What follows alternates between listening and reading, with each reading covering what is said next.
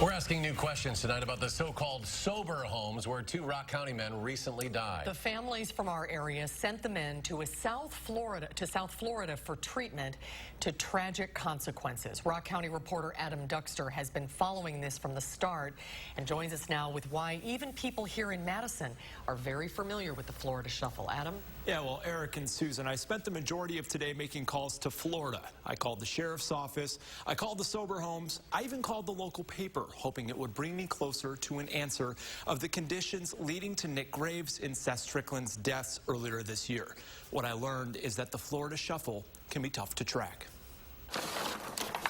Mark and Joyce Strickland are now left to sift through the belongings of their 23-year-old son, Seth. Very caring, charismatic, loving. A week ago, Seth died of a heroin overdose after he left Janesville months before to live in West Palm Beach, Florida, at this place called Ivernia Station. It was the place Seth's parents were promised would get him clean.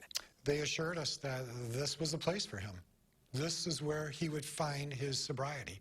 And we were all but given a promise that they would straighten him out.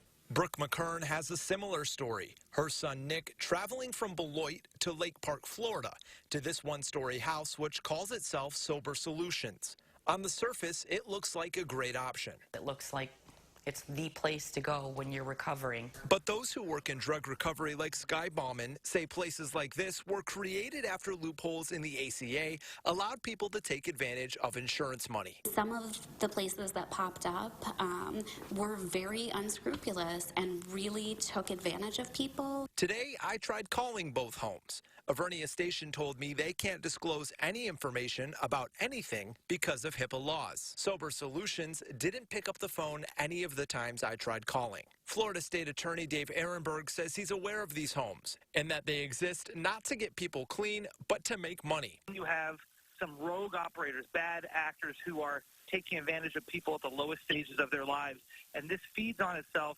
And that is the Florida Shuffle. Bauman says she's seen the shuffle firsthand and wasn't surprised to find, well, both homes are still accepting new patients. They're not answering why old ones are no longer alive. It is heartbreaking to see people take my life's work and to see people twist that into taking advantage of my community and often causing their death. I can't even fully explain how that feels. Yesterday, we talked about how these homes aren't monitored or supervised. They've been known to offer current patients money to recruit their friends. You can find all these details at channel3000.com. But tonight, Bowman says for a family going through addiction, ask questions and use resources like the Wisconsin Association of Sober Homes to decide where to send your loved ones. Such important information. Adam, thank you.